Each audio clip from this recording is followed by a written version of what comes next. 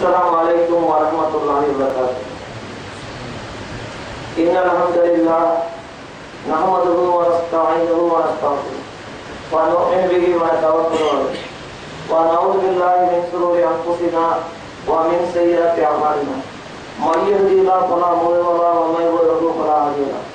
وأشهد أن لا إله إلا الله وحده لا شريك له وأشهد أن محمدا عبده ورسوله.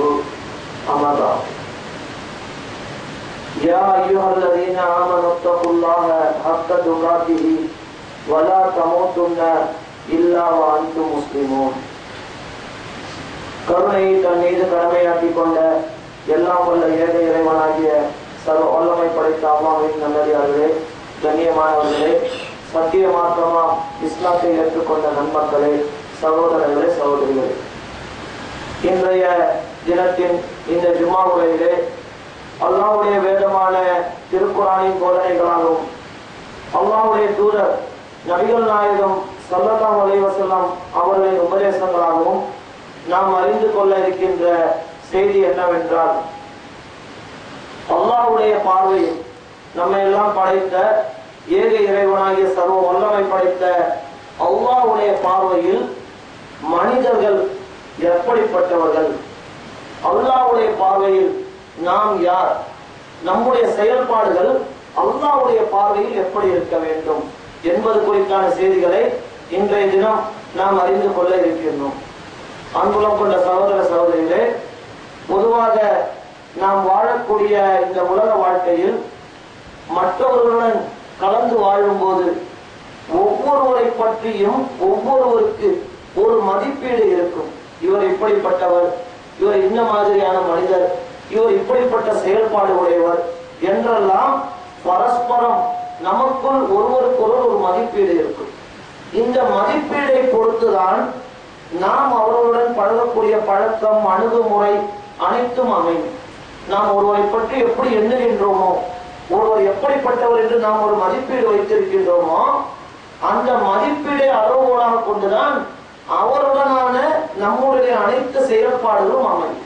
ஒருவரை நாம் நல்லவர் என்று மதிப்பீடு வைத்திருந்தால், இவர் நல்ல மனிதர், ஒழுக்கமான மனிதர், சிறந்த மனிதர், பேசுவதில் இங்கிதம் தெரிந்தவர், ஒரு பழகுவதில் நல்ல இனிமையானவர், இப்படி ஒருவரை பற்றி நாம் ஒரு மதிப்பீடு வைத்திருந்தால் அவருக்கு நாம் எப்படி பழகுவோம்? அந்த மதிப்பீடுக்கு ஏற்பட்ட நல்லபடியா பழகுவோம். இதை இன்னொருத்தர் குறித்து நாம் ஒரு மதிப்பீடு வைத்திருக்கிறோம், இவர் அவ்வளவு சரியில்லை, நல்ல மனிதர் கிடையாது, இவர் ஒரு சரியில்லாத மனிதர், இப்படி ஒருவர் பற்றிய மதிப்பீடை நாம் வைத்திருந்தால் அவளுக்கு எப்படி இருக்கும்? அவளுக்கு அதுக்கு தகுந்தது போல நாம் நடந்து கொள்வோம், இல்லையா? இது யதார்த்தத்தில் உள்ள ஒரு விஷயமாக நாம் கண்டு வருகிறோம். இப்பொழுது அல்லாஹ் நம்மை கண்காணித்துக் கொண்டிருக்கின்றான். அல்லாஹ் மனிதர்கள் ஒவ்வொருவரையும் கண்காணித்துக் கொண்டிருக்கின்றான். அது ஆண்களாக இருந்தாலும் சரி, பெண்களாக இருந்தாலும் சரி, அல்லாஹ்வுடைய பார்வையில் இருந்து, அவனுடைய கண்காணிப்பில் இருந்து எவரும் தப்பிவிட முடியாது, இல்லையா?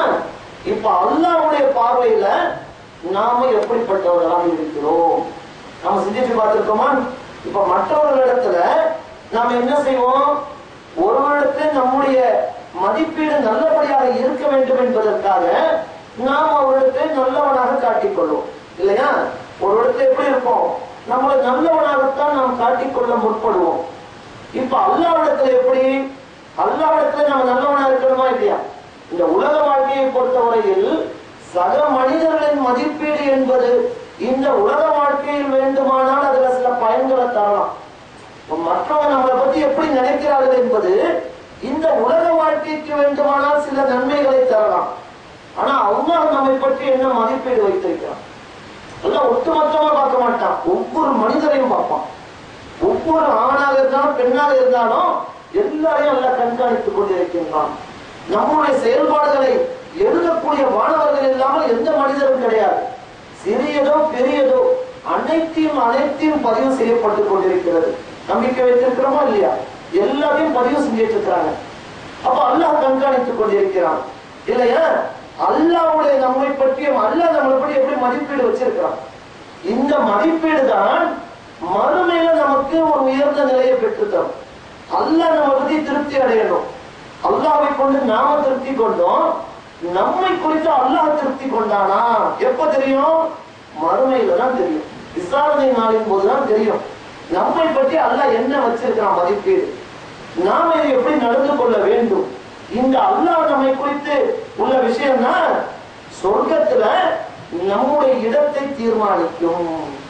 அப்ப அல்லாஹ் என்ன மாதிரி எதிர்பார்க்கிறான்? நம்ம தன்னுடைய அடியார்கள் ஒவ்வொரு மனிதனும் எப்படி இருக்க வேண்டும் என்று அல்லாஹ் எதிர்பார்க்கிறான்.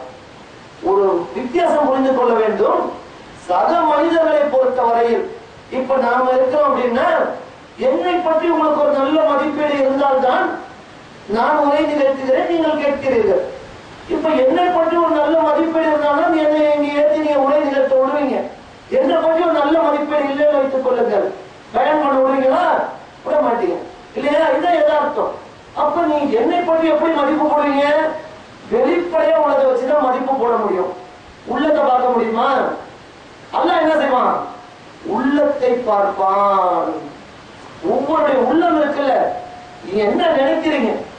நீங்க வெளியில ஒரு காரியம் செய்வீங்க, உள்ளுக்குள் என்ன எண்ணுகிறீர்கள்? உங்களுடைய உள்ளம் எதை எடை போடுகிறது? உங்கள் உள்ளம் எதை எண்ணுகிறது? இதையெல்லாம் அல்லாஹ் மட்டும்தான் அறிவான். உலகத்துல வேற யாருக்காவது இந்த சக்தி இருக்கா? இப்ப உங்க உள்ளத்துல என்ன இருக்குன்னு எனக்கு தெரியுமா? என் உள்ளத்தில் என்ன நினைக்கிறேன் உங்களுக்கு தெரியுமா? தெரியாது. அல்லாஹ் அறிவான். அல்லாஹ் உள்ளத்தை அறிந்தவன். அப்ப இந்த உள்ளத்தை அறிவதை வைத்துதான் அல்லாஹ் ஒவ்வொரு மனிதனையும் எடை போடுகின்றான், மதிப்பீடு செய்கின்றான். எப்படி என்றால் அல்லாஹ்வுடைய பார்வையில் ஒவ்வொரு மனிதனும் எப்படி இருக்கணும்னு அல்லாஹ் எதிர்பார்க்கிறான் தெரியுமா? அதை தன்னுடைய திருமறையில அல்லாஹ் அழகா சொல்லி காட்டுறான். அந்த சூரத்துல் ஹுஜராத் என்று சொல்லக்கூடிய அந்த அத்தியாயத்துல அல்லாஹ் சொல்றான், இந்த உள்ளம் எப்படி இருக்கணும்? ஒவ்வொரு முஸ்லிமுடைய அல்லாஹ் எதிர்பார்க்கக்கூடிய ஒரு உள்ளம் எப்படி இருக்கணும்னா வலாக்கின்னல்லாஹ் ஹப்பப இலைக்குமுல் ஈமான். அல்லாஹ் சொல்றான், உங்கள் உள்ளங்கள் ஈமான் இருக்கிற இறை நம்பிக்கை இதை விருப்பமா இருக்கணும். உங்களுக்கு நம்முடைய உள்ள எப்படி இருக்கணும்? இறை நம்பிக்கையும் இறைவனின் பாதையில் நம்முடைய செயல்பாடுகளை அமைத்துக் கொள்வதையும் நம்முடைய உள்ளம் விரும்பணும். நம்ம உள்ள எப்படி இருக்கணும்? அல்லாஹ்வுக்காக அல்லாஹ் மேல நம்பிக்கை வைக்கிறது, அல்லாஹ்வுடைய பாதையில் அமல்களை செய்வது, நல்ல காரியங்கள் செய்வதுல நம்முடைய உள்ளம் விரும்பணும், அதுக்கு ஆசைப்படணும். இப்படிப்பட்ட உள்ளமாக இருக்க வேண்டும். அல்லாஹ் உங்களுக்கு ஈமானை இறை நம்பிக்கையை உள்ளங்களில் விருப்பமானதாக ஆக்கி வைத்து அப்படிப்பட்ட அந்த உள்ளத்தை அந்த செயல்களை அழகாக்கியும் வைத்து, எவ்வளவு அழகா அல்லாஹ் சொல்றான் பாருங்க, அழகாக்கி அழகா தெரியணும். அல்லாஹ்வுக்காக செய்யக்கூடிய ஒரு காரியத்தை உங்கள் உள்ள எப்படி நினைக்கணும்? விருப்பமானதா நினைக்கணும், அழகானதா நினைக்கணும். இப்படி இருக்கணும் உங்கள் உள்ளம். எப்படி இருக்கக்கூடாது? எப்படி இன்னொன்னு இறைக்குமுள் குஃபுர் இருக்கிற இறை நிராகரிப்பு, இத பார்த்தாலே உங்க உள்ளம் வெறுக்கணும். அப்படி அல்லாஹ் என்று வேறு அவனுக்கு இணையா வணங்குவது குஃபுர்னு சொல்றோம்ல, இறை நிராகரிப்பு, அது எல்லா விதத்திலும் இருக்கணும். வணக்கத்துல இருக்கணும், அல்லாஹ்வுடைய காட்டி தந்த அந்த விஷயங்கள்ல இருக்கணும் இல்லையா? அப்படி மாற்றமா ஒண்ணு இருந்துச்சுன்னா, அல்லாஹ்வும் அல்லாஹ்வுடைய தூதரும் காட்டி தராத ஒன்றை நாம் கண்டால் நம்ம உள்ள எப்படி இருக்கணும்? அதை வெறுக்கணும். நம்ம உள்ளம் வெறுக்க வேண்டும். உங்கள் உள்ளங்களை அழகாக்கி வைத்தான் இலைக்குமுள் குஃப்ரை இறைவனாக பிடிப்பை உங்கள் உள்ளத்திற்கு வெறுப்பாக்கி வைத்து வல் ஃபுசூக, அது மட்டுமில்ல பாவமான செயல் இருக்குல்ல, பாவ செயல்கள் செய்வதையும் வல் இஸ்யான் அல்லாஹ்வுக்கு மாறு செய்வதையும் உங்கள் உள்ளம் வெறுக்க வேண்டும். இப்படி ஒரு உள்ளம் இருந்துச்சுன்னா இதுதான் அல்லாஹ்வுடைய பார்வையில சரியான உள்ளத்தை கொண்ட மனிதன். அல்லாஹ் அழகா சொல்றான். எப்படி சொல்றான்? உங்க உள்ள எப்படி இருக்கணும்? அல்லாஹ்வுக்கு அல்லாஹ்வுடைய அந்த நம்பிக்கை ஈமான் உங்களுக்கு விருப்பமானதா இருக்கணும். அல்லாஹ்வுக்கு மாறு செய்வதையும் குஃபுரும் பாவச்செய்கள் செய்வதையும் உங்கள் உள்ளம் வெறுக்கணும். ஒரு பாவமான ஒரு செயலை செய்யணும் அப்படின்னா உள்ளத்தாலே வெறுக்கணுங்க. ஃபர்ஸ்ட் சின்ன இதை போய் நம்ம செய்யறோமே, இது பாவமாச்சு, இப்ப இப்படி உள்ளம் வெறுக்காமல் அதிலே சமரசம் கண்டு அதை நீங்கள் செய்தால் அல்லாஹ்வுடைய பார்வையில இவன் சரியான மனிதன் கிடையாது. இந்த அளவுகளை அல்லாஹ் அழகா சொல்றாங்க. இந்த ஒரு பாவமான செயல், ஒரு தப்பான செயல், இதை நம்ம காணும் போது நம்ம உள்ள வந்து வெறுக்கணுங்க. இங்க பாவ செயல் அல்லாஹ் இதை சொல்லிட்டு எதையெல்லாம் பாவ செயல் நிறைய இருக்கு. பாவ செயல் என்பது மிகப்பெரிய பட்டியல். ஆனால் அல்லாஹ் இந்த அத்தியாயத்திலே இப்படி ஒரு வசனத்தை சொல்லிட்டு அடுத்து ஒரு 2 வசனத்துல சில பாவ செயல்களை பட்டியலிடுகிறார். இந்த பாவ செயல்களை உங்கள் உள்ளம் வெறுக்கவில்லை என்றால் என்னுடைய பார்வையில் நீ சரியானவன் கிடையாது என்று அல்லாஹ் குறிப்பிடுகிறார். அப்ப இந்த அல்லாஹ் குறிப்பிட்ட அந்த பாவ செயலை மட்டும் நாம எடுத்து இங்க பார்த்தோம்னா மற்ற பாவ செயல்களுக்கும் இந்த அத்தியாயத்துல தொடர்ந்து அல்லாஹ் சொல்லக்கூடிய சில பாவ செயல்களுக்கும் அடிப்படை வித்தியாசத்தை நம்ம காண முடியுதுங்க. கொஞ்சம் அழகா ஆய்வு பண்ணி பார்த்தோம்னா எதற்காக அல்லாஹ் இவ்வளவு நுணுக்கமாக இதை சொல்கிறான் என்று பார்த்தோம்னா சில பாவ செயல்கள் இருக்குங்க. நம்ம அளவுல இருக்கும், அது வேற யாரையும் பாதிக்காது, சக மனிதர்களை அது பாதிக்காது. எப்படி? வட்டி ஹராம்னு நமக்கு தெரியும். வட்டி என்பது பொருளாதாரத்தில் வட்டியை அடிப்படையாக கொண்ட நம்முடைய செயல்பாடுகள் என்பது இஸ்லாத்தில் ஹராம், விலக்கப்பட்டது, பாவ செயல். அல்லாஹ் நாடுதான் மன்னிப்பான், தண்டிப்பான், கடுமையா தண்டிப்பான், மறுமையில் எழும்போது கடுமையான நிலை இருக்கும்.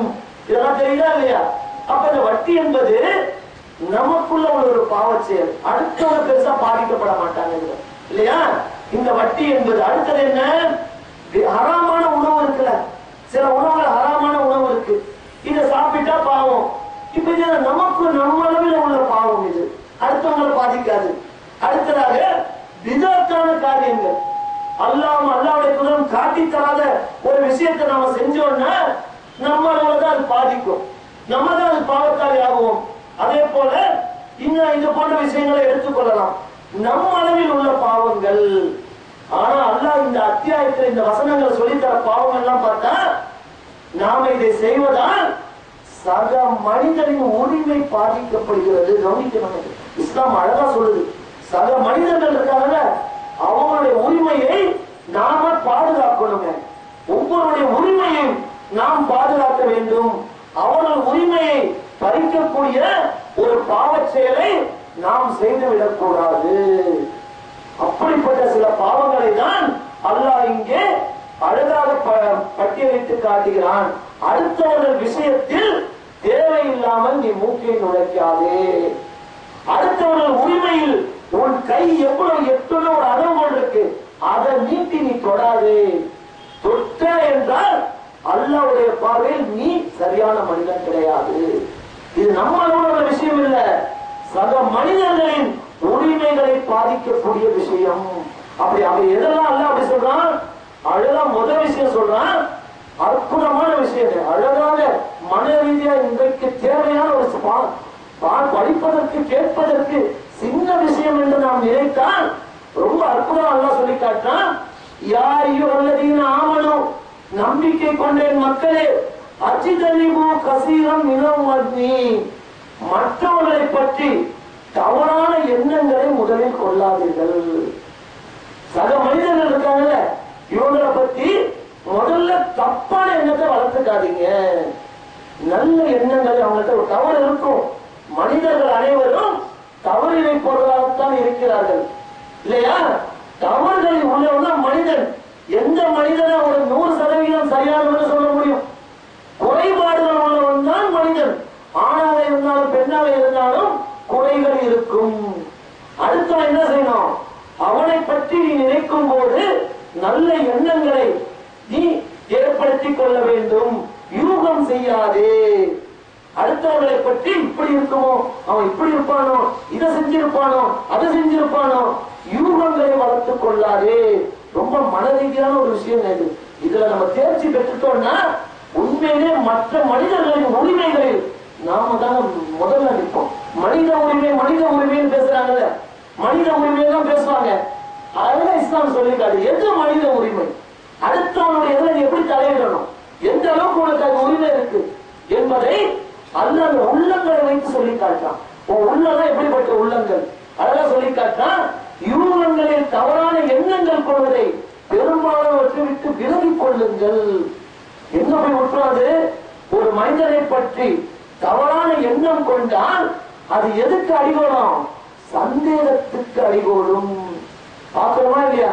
கணவன் மனைவிக்குள்ள சந்தேகம் வந்துடும், பெற்றோர் பிள்ளைகளுக்குள்ள சந்தேகம் வந்துடும், சகோதரனுக்குள்ள சந்தேகம் வந்துடும். சந்தேகம் பேயுமாகல, சந்தேகம்னு வந்துருச்சுன்னா என்ன நடக்கும்? அணுகுமுறைகள் மாறிவிடும். அதுக்குதான் ஆரம்பத்திலே நான் சொன்னேன், ஒரு மனிதனை பற்றி நம்ம நல்ல எண்ணம் கொண்டிருந்தோம்னா, நல்ல மதிப்பீடு கொண்டிருந்தோம்னா அவர்கிட்ட பழகும் போது சரியா இருக்கும். நல்லா இருப்பாரு ஒரு மனிதர், நம்ம கிட்ட சலாம் சொல்லி இருப்பாரு, நல்லா பேசியிருப்பாரு, நாம தொலைபேசியில பேசுறப்ப அன்பா பேசியிருப்பாரு. திடீர்னு பார்த்தா நல்லா பேச மாட்டாரு, ஒழுங்கா சலாம் சொல்ல மாட்டாரு, தெளிவுள்ள ஒழுங்கா பேச மாட்டாரு. நமக்கே கஷ்டமா இருக்கும். நல்லா தானே பேசிட்டு இருந்தாரு, நம்ம என்ன செஞ்சிட்டோம்? என்ன காரணம்? ஏதோ ஒன்று நம்மை பற்றி அவர் தவறான யூகம் கொண்டிருக்கிறார். நம்ம பத்தி என்ன நினைச்சிட்டாரு? ஏதோ தப்பான என்ன நினைச்சிட்டாரு. அதனால அணுகுமுறையில் அவர் அதை காட்டி விடுவார். எவ்வளவு அழகான விஷயம் பாரு. நல்லா சொல்ற, எங்க போய் விட்டணும்? இந்த யூகங்கள் பாவத்தில் கொண்டு போய் விட்டுவிடும். எவ்வளவு அழகாக சொல்லி காட்டான். பாவத்தில் கொண்டு போய் விட்டுவிடும். அடுத்தது எல்லாம் சொல்றான், இன்னொரு மனிதர் இருக்காங்கல்ல, சக மனிதர்கள், சாதாரண விஷயங்கள், ஆனா பெரிய பாவம். நம்ம இதை சர்வசாதாரணமா செஞ்சுட்டு இருக்கோம். நம்ம கிட்ட இந்த விஷயம் ரொம்ப சர்வசாதாரணமா இருக்கும். என்ன விஷயம்? யா அய்யுஹல்லதீன ஆமனூ, நம்பிக்கை கொண்ட மக்களே, லா யஸ்ஹர் கௌமும் மின் கௌமின் அஸா, ஒரு சமூகத்தார் இன்னொரு சமூகத்தாரை கேலி பரிகாசம் செய்யாதீர்கள். சக மனிதர்களை கேலி பண்ணாதீர்கள், பரிகாசம் பண்ணி பேசாதீர்கள். அல்லாஹ் இருக்குன்னு குர்ஆன்ல சொல்லி காட்டணும். சொல்லிட்டு சொல்றான், ஏன் எத்தனை இருக்க ஒரு மனிதரை பார்த்தா எப்படி கேலி பண்ணி சிரிக்கிறோம், எப்படி பரிகாசம் பண்றோம் இருக்காரு நம்ம கிட்ட. இது சர்வசாதாரணமாக இருக்கும். அல்லாஹ் சொல்றான், ஐயக்கூனு கைரம் மின்ஹும், நீங்கள் யாரை பரிகாசம் கேலி செய்கிறீர்களோ இவர்கள் அவர்களை விட சிறந்தோராக இருக்கக்கூடும். அல்லாஹ்வுடைய பார்வையில நீங்க யாரை கேலி பண்றீங்க, யாரை பரிகாசம் பண்றீங்க, அவர்கள் அல்லாஹ்வுடைய பார்வையில் சிறந்தோராக இருக்கக்கூடும். நம்ம பார்வைக்கு தெரியல, கேலி பண்றோம், பரிகாசம் பண்றோம். அல்லாஹ் என்ன சொல்றான்? யாரை நீங்கள் கேலி பரிகாசம் செய்கிறீர்களோ அவர்கள் உங்களை விட சிறந்தோராக இருக்கக்கூடும். அல்லாஹ் சிறந்த, அல்லாஹ்வுடைய பார்வையில் அவங்க சிறந்தோரா இருப்பாங்க. அவங்கள நீங்க கேலி பரிகாசம் பண்ணீங்கன்னா யார பரிகாசம் பண்ற மாதிரி? அல்லாஹ்வை பரிகாசம் பண்ணுவது போல், அல்லாஹ்வை கேலி பண்ணுவது போல். ஏன் இப்படி கேலி பரிகாசம் பண்றோம்? அடிப்படை என்ன இருக்கா இல்லையா? சாதாரணமா ஒரு நாளைக்கு எடுத்துட்டு கொஞ்சம் சிந்திச்சு பாருங்க.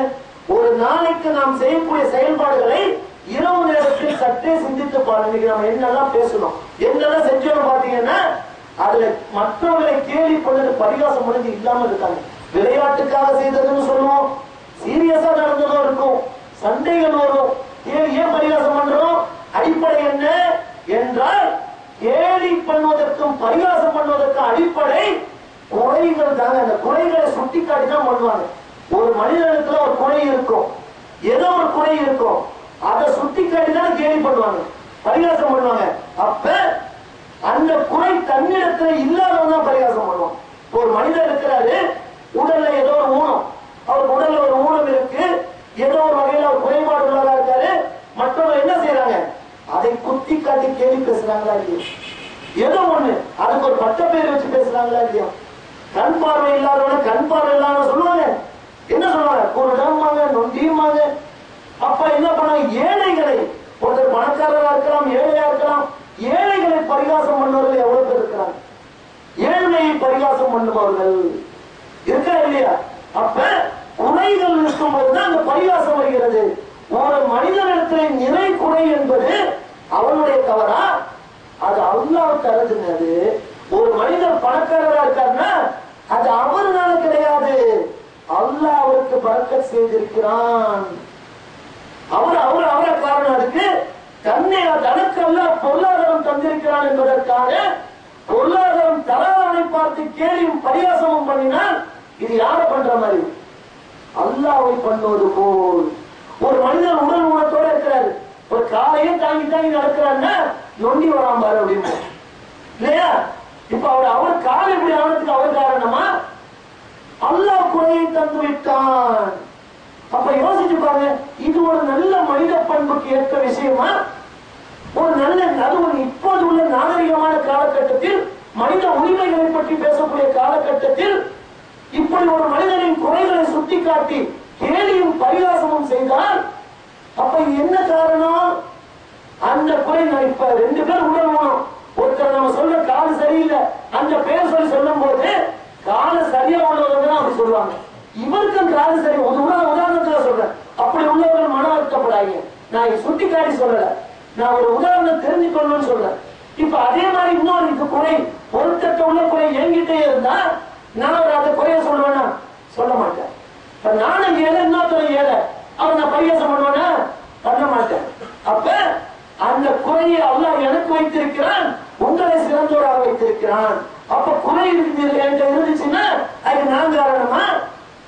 நிறை குறைகள் என்பது அல்லாஹ் ஏற்படுத்தி தருவது அடிப்படை தெரிஞ்சுக்கணும். இது தெரியாம குறை உள்ளவர்களை கேலி பரிகாசம் நாம் பண்ணினோம் என்றால் அல்லாஹ்வை கேலி செய்வது போல சீரியஸா நம்ம எடுத்துப்பாரு. நம்ம சாதாரண நினைக்கிறோம், இந்த பண்பை இன்னும் அல்லாஹ் தெளிவா சொல்றோம். பெண்கள் கவனிக்கணும், பெண்கள் சகோதரிகள் கவனிக்கணும், அவங்கள்ட்ட இது அதிகம். நான் சொல்லல, இந்த வசனத்தை சொல்லிட்டு ரப்புல் ஆலமீன் சொல்லி காட்டுறான், வலா நிசாஉம் மின் நிசாஇன் அஸா. எந்த ஒரு பெண்ணும் இன்னொரு பெண்ணை கேலி கிண்டல் பரிகாசம் செய்ய வேண்டாம் சொல்லிட்டு அல்லாஹ் பொதுவா சொல்லிட்டு பெண்களை சுட்டி காட்டி சொல்றான் அல்லாஹ், வலா நிசாஉம் மின் நிசாஇன் அஸா. எந்த ஒரு பெண்ணும் இன்னொரு பெண்ணை கேலி பரிகாசம் செய்ய வேண்டாம். ஐயக்குன்ன கைரும் மின்னுன்ன, யாரை நீங்கள் பரிகாசம் செய்கிறீர்களோ அந்த பெண் உங்களை விட சிறந்தோராக இருக்கக்கூடும்.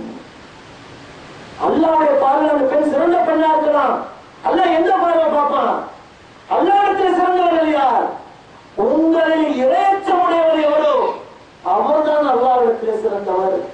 பணக்காரன் சிறந்தவர் கிடையாது, ஏழை சிறந்தவர் கிடையாது, அறிவாளி சிறந்தவர் கிடையாது, நல்ல கிரகத்திற்கான சிறந்தவர் கிடையாது, உலகத்திலே அழகானவர் அழகி உலக அழகி சிறந்தவர் கிடையாது. உள்ளத்தில் இறையச்சம் யாரிடத்தில் இருக்கிறதோ அவங்க தான் அல்லாஹ்விடத்தில் சிறந்தவர்கள். குறைய சுட்டிக்காட்டி ஒரு பெண்ணை கேலி செய்தால் அந்த பெண் இறையச்சத்தில் சிறந்தவராக இருக்கக்கூடும். பாத்தீங்களா?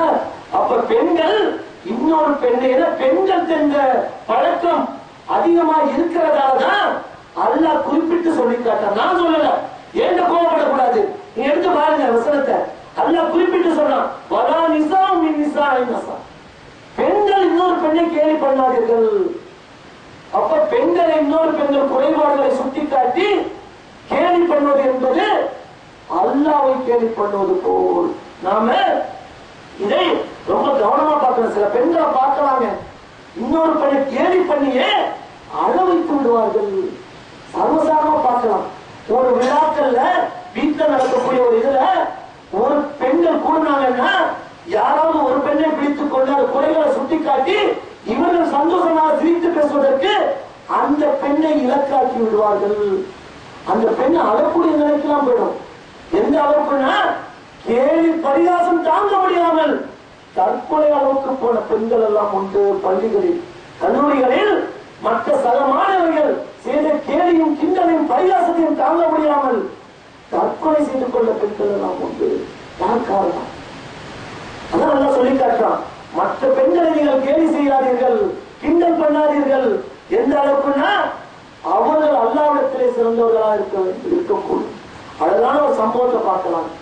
அழகான சம்பவத்தை பார்க்கலாம். ரசூலுல்லாஹி ஸல்லல்லாஹு அலைஹி வஸல்லம் காலத்துல ஒரு பெண் விபச்சாரம் செய்து விடுகிறார். நல்ல முஸ்லிம் பெண். அவங்க இஸ்லாத்தில் முஸ்லிம்லே வருகிற ஹதீஸ்ல அவரும் முஸ்லிம், சிறந்த மனிதர். அவர் மாயிஸ் பின் மாலிக் என்பவர் சிறந்த நபித்தோழர் தான். அவரு முஸ்லிம் தான். அவரு ஏதோ சந்தர்ப்பம் சூழ்நிலை அவர் அப்படி ஒரு தப்பை செய்து விடுகிறார். அல்லாஹ்வுடைய தூதர்கிட்ட வந்து சொல்றாரு, அல்லாஹ்வுடைய தூதரே நான் இந்த காரியத்தை தப்பு பண்ணிட்டேன். அப்ப கூட பாருங்க ரசூல் பெரிய படிப்பில இருக்குங்க. ரசூல்லா முகத்தை திருப்பிக்கிறாங்க, சொல்றது கேட்கல, திருப்பி திருப்பி சொல்றாரு மூணு தடவை, அல்லாஹ்வுடைய தூதரே நான் இந்த தவறு செய்துட்டேன், இந்த பாவத்தை செஞ்சுட்டேன், என்ன பரிகாரம்? அல்லாஹ்வுடைய முகத்தை திருப்பிக்கிறாங்க. எதுக்கு திருப்பினாங்க? அவர் செஞ்ச காரியத்தை நினைச்சு வெறுத்து போய் திருப்பல. எதுக்கு திருப்பினாங்க தெரியுமா? இவர் செஞ்ச காரியத்தை இவரே வெளிப்படுத்துகிறார். மற்றவங்க செஞ்ச தவிர நாம இன்னைக்கு வெளிப்படுத்திக்கிட்டு தெரிகிறோம். அவன் சொல்றானா இல்லையா, ஒவ்வொருத்தரை பற்றியும் குறைகளை நாம் பேசி தெரிந்து கொண்டிருக்கின்றோம். அந்த மனிதரே வந்து சொல்லும் போது கூட ரசூலுல்லாஹி ஸல்லல்லாஹு அலைஹி வஸல்லம் அவர்கள் அதை விரும்பல. ஏன் இந்த தப்பை சொல்றாரு? அப்ப கூட ரசூலுல்லா சொல்றாங்க, எப்படி தெரியுமா சொல்றாங்க? அவர் சொல்றாரு, நான் பெரிய தப்பு பண்ணிட்டேன், இந்த ஒரு பாவச்செயலை செய்துட்டேன். ரசூலுல்லா சொல்றாங்க, இல்லப்பா நீ அப்ப செய்தவர் அவர் தான், அவரே ஒத்துக்கிறாரு. ரசூலுல்லா எப்படி சொல்றாங்க? அழகான பண்பு, இந்த பண்பெல்லாம் நம்மகிட்ட இருக்கணுங்க.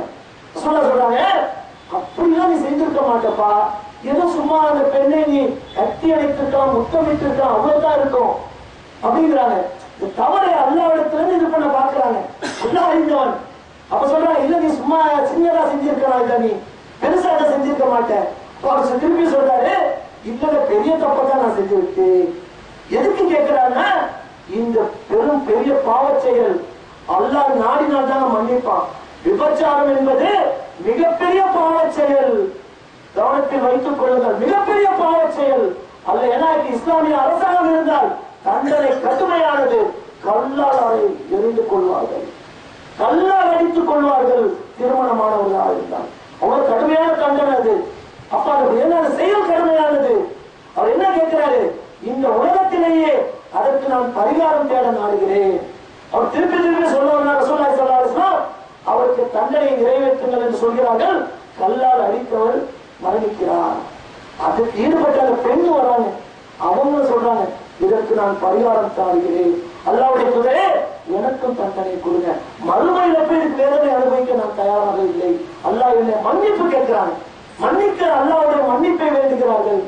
ரசூலுல்லாஹ் அவர்களை கழுத்து வரையில் பூமியில் புதைக்க செய்து அந்த தண்டனை கொடுக்க சொல்றாங்க. அந்த பெண்ணுக்கு கல்லறியும் போது கூட காலித் இப்னு வலீத் அவங்க வரிக்கிறாங்க அந்த ஹதீஸ.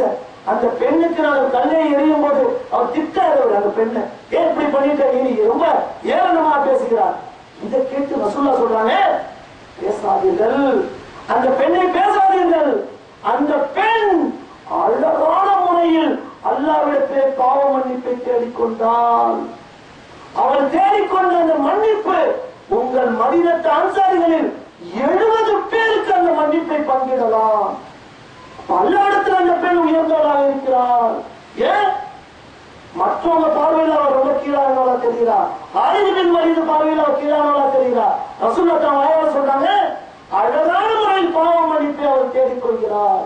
சொல்லிட்டு அந்த பெண்ணுக்காக தானே முன்னின்று ஜனாஸா தொழுகை தானே முன்னின்று நடத்துகிறார்கள். என்ன படிப்பில நமக்கு? அடுத்தவங்களை பத்தி நம்ம கேலியும் பரிகாசமும் பண்ண அவர்கள் அல்லாஹ்விடத்திலே உயர்ந்தவராக இருக்கக்கூடும், அவர்கள் சிறந்த பாவ மன்னிப்பு தேடுபவர்களாக இருக்கக்கூடும். இப்ப நம்ம என்ன வெள்ளை மீறி போய் கொண்டிருக்கிறோம். அடுத்து அல்லாஹ் சொல்றான், வலா தல்மிசு அன்ஃபுஸக்கும், உங்களுக்குள் நீங்கள் குறை கூற வேண்டாம். வலா தனாபசு பில் அல்காப், பட்ட பெயர்களை சூட்டி குத்தி பட்ட பெயர்களால் குத்தி காட்டி பேச வேண்டாம். எந்த ஊரை எடுத்தாலும் வீட்டுக்கு ஒரு பட்ட பேர் வச்சிருப்பாங்க, ரொம்ப கேவலமான பட்ட பேர்லாம் வச்சு கூப்பிடுவாங்க. அதை அவங்க விரும்புவாங்களா? நம்ம வீட்டுக்கு இப்படி ஒரு பட்ட பேர் வச்சு கூப்பிட்டா நம்ம விரும்புவோமா? சிந்திச்சு பாருங்க. அல்லாஹ் அழகா சொல்லி காட்டான், வலா தனாபசு பில் அல்காப், பட்ட பெயர்களை குத்தி காட்டி பேச வேண்டாம். நம்பிக்கை நீங்கள் ஈமான் கொண்ட பின் இது போன்ற வேலைகளில் ஈடுபட்டீர்கள், இது பாவமான காரியம். சொல்றோம், ஈமான் உள்ளத்துக்கு வந்ததுக்கு அப்புறம் இந்த மாதிரியான பாவமான காரியங்களில் ஈடுபடாதீர்கள். அடுத்து அல்லாஹ் சொல்லி காட்டுறான், வலா தஜஸ்ஸஸு, இன்னும் ஒரு குறைகளை துருவி துருவி ஆராயாதீர்கள். செய்யறோமா இல்லையா? இந்த உணவுத்துறைகளை தான் நம்ம பண்ணிட்டு இருக்கணும். என்ன? அடுத்தவனுடைய குறைய துருவி துருவி ஆராய்கிறது. ஒரு தப்பு கேட்க செஞ்சுட்டான்னா விட்டுட்டு தேடுவதில் அவன் அந்த தப்புடைய ஆதி என்ன, அந்தம் என்ன, அந்த தப்புக்கு துணை நின்றவர்கள் யார், அந்த தப்பை இவனோட சேர்ந்து ஈடுபட்டவர்கள் யார், எல்லாத்தையும் அப்படி விழாவாரியா வாங்கியது. அவனிடத்துல பேசி அந்த தப்பை கேட்க வச்சது. இதுக்கு கொச்சையா ஒரு வார்த்தையை சொன்னா, இந்த போட்டு வாங்குறதும் அந்த கொச்சையா பேசணும். அவன்கிட்டே பேசி அவன்கிட்டே வாங்கிக்கிறது, வாங்கி ஊரெல்லாம் பரப்பும். அதான் நல்லா சொல்றான், ஒருவர் குறைகளை துருவி துருவி ஆராய்ந்து பார்க்காதீர்கள். இந்த உணவு வேலைனா, இந்த ஒட்டு கேட்கிற வேலைனா ஒரு முஸ்லிமுக்கு ஆகமானது அல்ல. அடுத்த ஒரு உரிமைகளில் எந்த அளவுக்கு நம்ம தலையிட முடியும், அடுத்தவனுடைய உரிமைகள்ல எந்த அளவுக்கு நம்ம கையை நீக்க முடியும், அவன் மூக்கத்தை தொட முடியுமா, நம்ம சிந்தித்து பார்க்க வேண்டும். அப்ப என்ன கண்டுபிடிச்சு என்ன பண்ண போறோம்? துருவி துருவி இது பெண்கள்கிட்ட இருக்கு, ஆண்கள்கிட்ட இருக்கு. அந்த துருவி துருவி ஆராய்ந்து கண்டுபிடிச்சாச்சு என்ன ஏதுன்னு. என்ன பண்ண போறோம்? அவங்களை சந்தித்து நீ செய்தது தவறுப்பா, மார்க்கத்தில் இப்படி இல்ல, மறுமையில் அல்லாஹ்ட்ட பதில் சொல்லணும், பாவமான ஒரு காரியத்தை செஞ்சுட்டு இப்படி உபதேசமா பண்ண போறோம்? இதை செய்ய மாட்டோம். இப்படி செய்வோமா? நம்ம ஊரெல்லாம் பரப்பிக் கொண்டிருப்போம். அவனை பற்றி என்ன செய்வோம் என்பதை அல்லாஹ் அடுத்த வசனத்திலே அழகா சொல்லி காட்டான். என்ன சொல்லி காட்டான்? வலா எழுத்தவும் பவனுக்கும் பாவலா, உங்களில் ஒருவர் மற்றவரை புறம் பேசி தெரியாதீர்கள். இதைத்தான் செய்வோம். கண்டுபிடிச்சு என்ன செய்வோம்? 10 பேர் 5 பேர் கூடி அவனை புறம் பேசி தெரிவோம். அவனுடைய தவறுகளை, அவன் செய்த குற்றங்களை அப்படியே பகிரங்கப்படுத்தி அழைத்துக் கொண்டிருப்போம். இது ஒரு முஸ்லிமுக்கு ஆகுமானதா? புறம் பேசுவது ஒரு முஸ்லிம் ஆணுக்கு பெண்ணுக்கு ஆகுமானதா? கேட்டா என்ன சொல்லுவோம்? இருக்கிறத தானே பேசணும், இல்லாததையா பேசணும். அவன் இருக்கிற அந்த தப்பு, அதனாலதான் பேசுவான். அல்லாஹ்வுடைய தூதர் அழகாக அழகாக காட்டுகிறார்கள். புறம் என்றால் என்ன, அவதூறு என்றால் என்ன. இருப்பதை பேசுவதுதான் புறம் பேசுவது, இல்லாததை பேசுவது அவதூறு. அல்லாஹ்வுக்கு அழகா அந்த வித்தியாசப்படுத்துறாங்க. இருக்கிறத பேசுறதா புறம், இதைத்தான் அல்லாஹ் வேணாங்கிறான். வலா எதுதபு பவனுக்கும் பாவலா, உங்களில் ஒருவர் மற்றவரை புறம் பேசி தெரியாதீர்கள். ஒருவனை பற்றி முகத்துக்கு பின்னாடி, அவனுடைய முதுகுக்கு பின்னாடி 4 பேர் பேசினான்னா அவன் எப்படிப்பட்டவன் தெரியுமா? உலக மகா கோலை வந்தான், துணிவில் வந்தான். உண்மையில அவன் துணிச்சலா இருந்தா அவன் முன்னாடி போய் பேசிப்பான். ஒருத்தருடைய தவறை அவனுக்கு சுட்டி காட்டினாலும் சரி, அந்த தவறு இல்ல முகத்துக்கு நேரம் பேசினாலும் சரி, பின்னாடி வந்து பேசுகிறார்கள் என்றால் அவன் கோலையா இல்லை. அவன் முகத்துக்கு நேரம் பேச முடியுமா? எவராக இருந்தாலும் பேச முடியாது. இப்ப பின்னாடி வந்து 4 பேர் பேசுறான்னா இவன் தான் கோலையும் துணிச்சல் இல்லாதவன், எதற்கும் கையாளாதவன். இவன் தான் புறம் பேச, ஆணா இருந்தாலும் சரி பெண்ணா இருந்தாலும் சரி, புறம் பேசுவது என்பதை நமக்கெல்லாம் தெரியும். நம்ம பார்வையில சொல்றோம், எப்படி இருக்கிறதான பேசுறோங்கிறது நம்மளுடைய பார்வை. அல்லாஹ்வுடைய பார்வை என்ன தெரியுமா?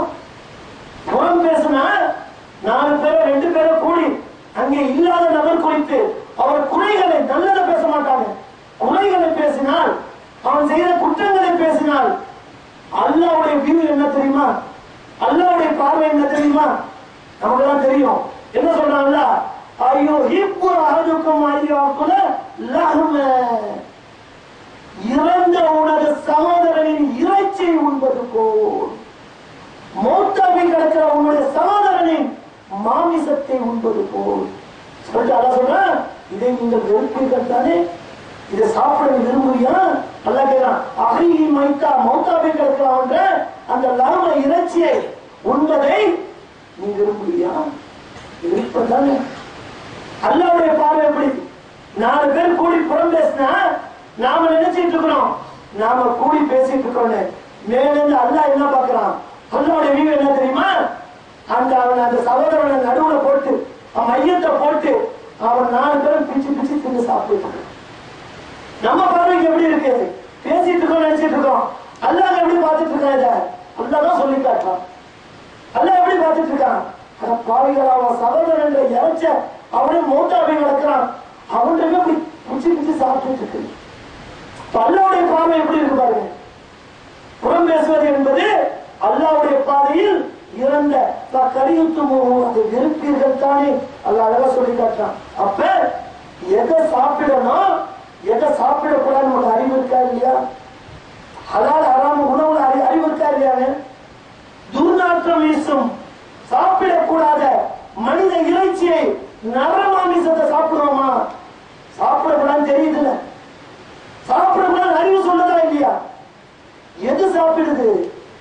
தன்னுடைய கூட்டத்தில் ஒன்று இறந்து விட்டால், தன்னுடைய சொந்த தகப்பனை தன்னுடைய சகோதரனை சென்று விட்டால் அதை போட்டு எது சாப்பிட்டு இருக்குது? மிருகங்கள் சாப்பிட்டுக் கொண்டிருக்கின்றன. அல்லாஹ்வுடைய பாதையில் அப்ப யார் இது? ஒரு கூட்டம் புறம் பேசுனா அல்லாஹ்வுடைய பார்வையில அவன் மிருகங்கள். அதுக்குத்தான அறிவில்லை, அதுக்குத்தான் அறிவில்லை எதை சாப்பிடணும்னு. அது என்ன, நாம் என்ன நினைக்கிறோம்? சாப்பிடுறதுல கூட அல்லாஹ்வின் பெயர் கூறப்பட்டதை அர்த்தம் சாப்பிடுறோம். அறிவு சொல்லுதா இல்லையா? மார்க்கம் சொல்லுதா இல்லையா? கண்ணனை சாப்பிடுவோமா? அப்ப அதற்கு சொன்ன அறிவு புறம் பேசுவதையே தவிர்த்துக் கொள்ள முடியவில்லை. மிருகங்கள் பற்றிய காட்டக்கூடிய அந்த தொலைக்காட்சி சில இருக்கிற மிருகங்களை பற்றியே காட்டுவான். டிஸ்கவரி சேனல் அந்த மாதிரிலாம் அதுல பாத்தீங்கன்னா ஒரு மிருகத்தை போட்டு பல மிருகங்கள் அப்படி கடிச்சு கொதறி சாப்பிட்டு இருக்கும். பார்க்கறதுக்கு அருவருப்பா இருக்கும். அது ரத்தங்கள் எல்லாம் பல்ல ஒட்டிக்கிட்டு இருக்கும். தசையில மாமிசங்கள்லாம் தொங்கும். ஏதாவது நம்ம பார்ப்போம் இதை ரசிச்சு. பெண்கள் பார்ப்பீர்களா? சேனலை மாத்துறீங்க, என்ன இதை பார்க்கறதுக்கு ஒரு மாதிரியா இருக்குது. புறம் பேசினா இதைத்தான் நாம் செய்து கொண்டிருக்கிறோம். அல்லாஹ்வுடைய பார்வையில் எப்படி? அது தன்னுடைய எப்படி அதுக்கு அறிவில்லாமல் தன்னுடைய சொந்த கூட்டம் தன் குலம் கோத்திரத்தை சேர்ந்த சக மிருகத்தை தின்கிறதோ அதே போல இன்னொருடைய குறையை புறம் பேசி திரியும் போது அவனுடைய மையத்தை போட்டு நம்ம சாப்பிட்டு இருக்கிறோம். அதை பார்க்க இருக்கிறோம். இது சரியா? என்று யாருடைய பார்வையில? அல்லாஹ்வுடைய பார்வையில் புறம் பேசுவது என்பது தன் சிறந்த சகோதரனை சாதாரண கூட இல்ல, இறந்து போன மையத்து துர்நாற்றம் வீசும் மாமிசம், அதை போய் நரமாமிசத்தை சாப்பிட்டு வத்தக்குள்ளா அல்லாஹ்வை அஞ்சிக் கொள்ளுங்கள். அல்லாஹ் வத்தக்குள்ளா சொல்லிட்டு ஏன் இதெல்லாம் செய்யக்கூடாது? அடுத்தவன் உரிமைகளில் ஏன் நீ அவங்களை என்ன அளவு ஏன் நீ செய்யக்கூடாது? அவனை பற்றி நல்ல எண்ணம் உன்னிடத்தில் இல்லை. அவனுடைய குறைகளை துருவி ஆராய்ந்து கொண்டிருக்கிறாய். இன்னொருத்தரை பற்றி புறம் பேசி தெரிந்து கொண்டிருக்கிறாய். அவனுடைய உரிமைகளை தலையிடுகிறாய். மோமிக்கிறது செய்யா? அல்லாஹ் சொல்றான், அழகா சொல்றான், ஏன் செய்யக்கூடாது? அழகான ரிசல்ட் தீர்வு ஏன் என்பதை அல்லாஹ் சொல்றான் பாருங்க. யா அய்யுஹன் நாஸ், தொடர்ந்து அல்லாஹ் சொல்றான், யா அய்யுஹன் நாஸ், மனிதர்களே, இன்னா கலக்னாக்கும் மின் தக்கரி வ உன்சா, நீங்கள் அனைவரும் உங்கள் அனைவரையும் ஒரு ஆண் ஒரு பெண்ணிலிருந்து தான் நான் படைத்தேன். எல்லாம் சகோதரன் தான். அவன் யாராக இருக்கட்டும், எந்த மதத்தை சேர்ந்தவனாக இருக்கட்டும், அவன் எந்த குலம் கோத்திரத்தை சேர்ந்தவனாக இருக்கட்டும், அவன் கருப்பனாக இருக்கட்டும், வெள்ளையனாக இருக்கட்டும், பணக்காரனாக இருக்கட்டும், ஏழையா இருக்கட்டும், எல்லாம் யாரு? உன்னுடைய தந்தை ஆதமும் அவ்வாவும் தான். ஒரு தாய் தந்தை நீ வந்த அத சொல்லி காட்டான். ஒரே தாய் தந்தை. உங்கள் அனைவரும் இன்னும் நாட்கள் உன்சா, உங்களை ஒரு ஆண் ஒரு பெண்ணில் தான் நான் படைத்தேன். இப்ப தெரியுதாப்ப அவனுடைய சகோதரன் தானே, அவனுடைய குறைகளை என்ன செய்யணும்? இப்படி பேசி தெரியுதியே, அப்படி நல்ல மனிதனா? அல்லாஹ்வுடைய பார்வையில் சரியான மனிதனா? ஏன் இப்படி படிச்சேன்னு நல்லா சொல்றான். இவன் மொத்த ஏற்றத்தாழ்வும் குறை நிறைகளும், வெள்ளையா இருப்பதும் கருப்பா இருப்பதும் பணக்காரனா இருப்பதும் ஏழையா இருப்பதும், சிறந்த குலம் சிறந்த சிறப்பில்லாத குலம், இப்படி எல்லாம் இருக்கிறது என்ன காரணம்? எதுக்காக இப்படி வச்ச? அல்லாஹ் சொல்லி காட்டுறான், நீங்கள் ஒருவரை ஒருவர் அறிமுகம் அறிந்து கொள்வதற்காகத்தான் இந்த ஏற்பாடை தவிர ஏற்றத்தாழ்வு கற்பித்து புறம் பேசுவதற்கல்ல. அதான் சொல்றேன், எல்லாம் ஒரு தாய் தந்தை. உன்னுடைய பாப்பாவும் ஆதம் தான், இவருடைய அத்தாவும் ஆதம் தான். எல்லாம் ஒரே ரத்தம். எதுக்கு ஏற்றத்தாழ்வு? நீ அறிந்து கொள்வதா? மக்கள் பல கோடி பேர் இருக்கிறாங்க. அறிமுகமாகி அறிந்து கொள்வதற்காகத்தான் ஏற்றத்தாழ்வை தவிர நீ புறம் பேசி புரியாத. அதனால சொல்லி காட்டாப்ப உங்களில் சிறந்தவர் யார்? என்று அல்லாஹ் சொல்லும்போது இன்ன அக்ரமக்கும் இந்தல்லாஹி அத்காக்கும், உங்களில் சிறந்தவர் அல்லாஹ்விடத்திலே யார் இறையச்சம் கொண்டிருக்கிறாரோ இவர் தான் அல்லாஹ்விடத்திலே சிறந்தவர். அல்லாஹ் அழகா சொன்னான். அல்லாஹ்விடத்திலே சிறந்தவர் யார்? யாரிடத்திலே இறையச்சம் இருக்கிறதோ இவர் தான் அல்லாஹ்விடத்திலே சிறந்தவர்.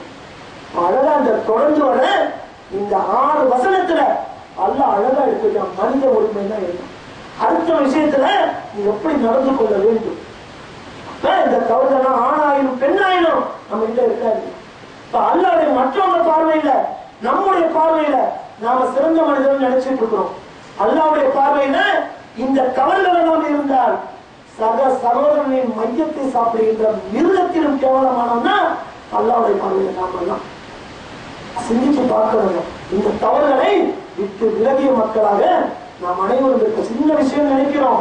அல்லாஹ்வுடைய வியூ எப்படி இருக்கு பாருங்க, அல்லாஹ்வுடைய பார்வை எப்படி இருக்கு பாருங்க, நம்முடைய செயல்கள் அல்லாஹ் எப்படி பார்க்கிறான் பாருங்க. ஆக இதை விட்டு விலகிய மக்களாக இருந்து மறுமையில் மனத்தை அல்லாஹ்வுடைய மதிப்பீடு தான் மறுமையில தேவை. எவரும் நமக்கு மறுமையில உதவி செய்ய மாட்டாங்க. அல்லாஹ்வுடைய மதிப்பீடு வானவர்கள் தருகின்ற அந்த 7 பாரு, நீயே பாருமா அல்லாஹ் என்னென்ன செஞ்ச உன் ஏற்கல பார்த்துக்கும். இதுதான் நான் பேசணும். ஆக சிறந்த உள்ளாக அல்லாஹ் சொல்றான், இந்த பாவச் செயல்களை செய்வதை உங்கள் உள்ளங்கள் வெறுக்க வேண்டும். அந்த உள்ளம் தான் சிறந்த உள்ளம். அப்படிப்பட்ட உள்ளமுடைய மக்களாக நாம் அனைவரும் இருக்க வேண்டும்.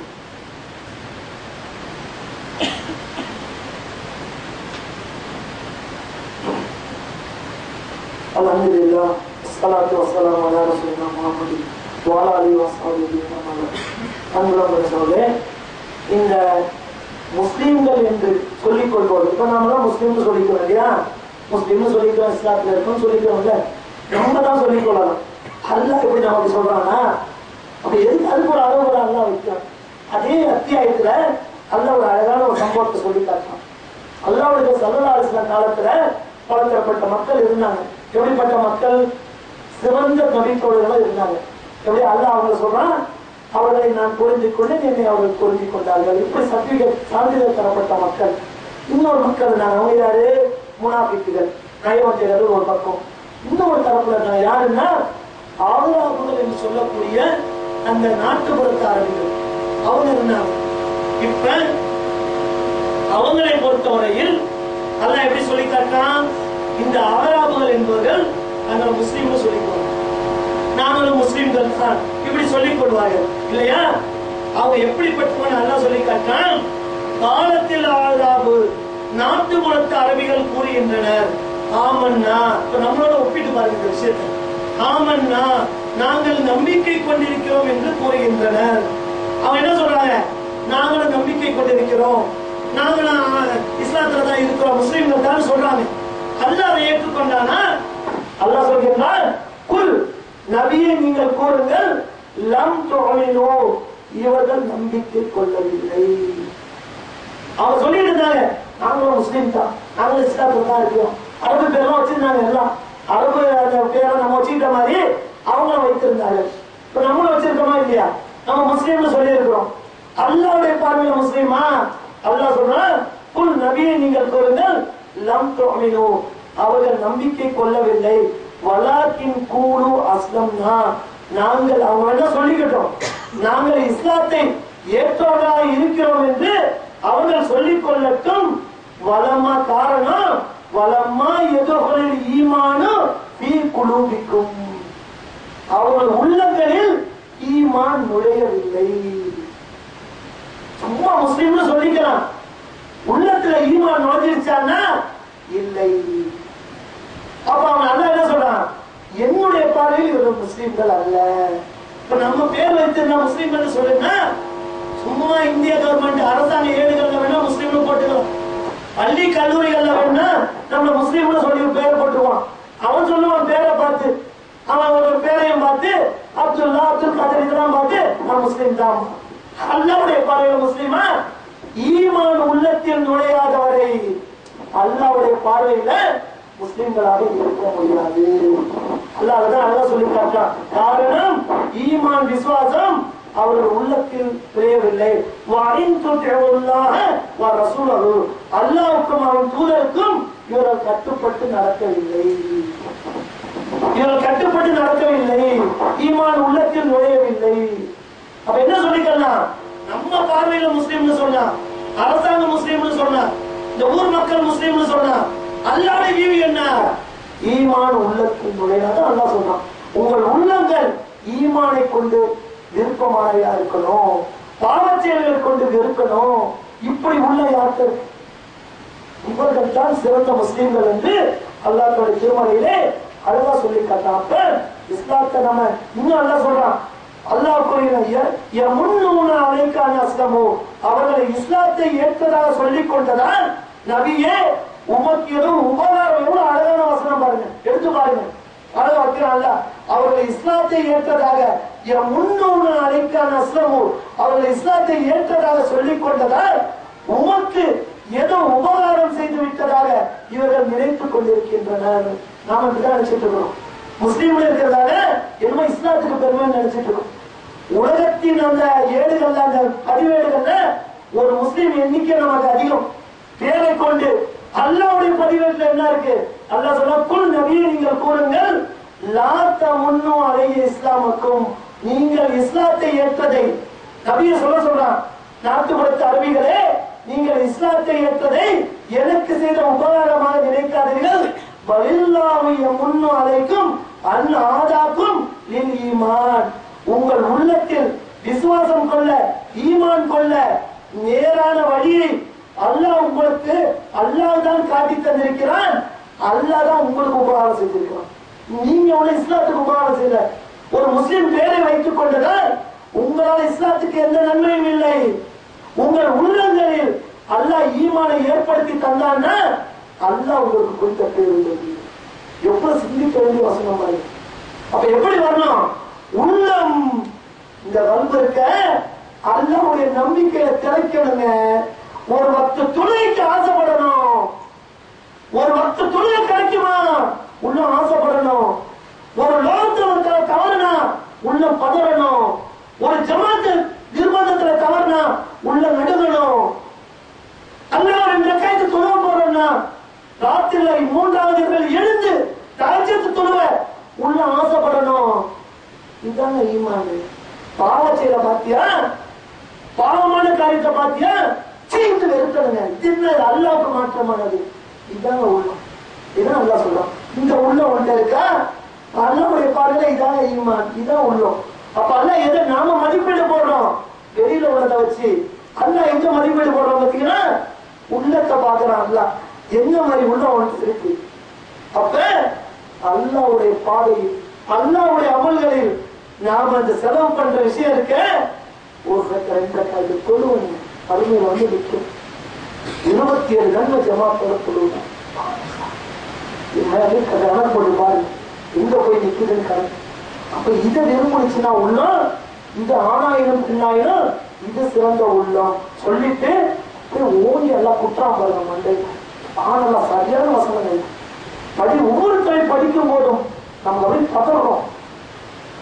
அல்லாஹ் சொல்றான், இப்படி எல்லாம் இருந்து கொண்டு உள்ளத்துல ஈமான் இல்ல, சும்மா ஒரு முஸ்லிம் பேரை வைத்துக் கொண்டு இதுதான் இஸ்லாம், இதுதான் மார்க்கம் சொல்லிக் கொண்டு அழைத்தால் சொல்றமா இல்லையா? உள்ளத்துல ஈமான் இல்ல அவன்கிட்ட. நீ சொல்ற நான் இஸ்லாத்துல இருக்கிறேன், நான் முஸ்லீம் சொல்ற இருந்தால் அல்லாஹ் சொல்ற, அப்ப அல்லிமூன் அல்லாஹ் பி தீனிக்கும், அல்லாஹ்வுக்கு நீ மார்க்கத்தை சொல்லி தரியா?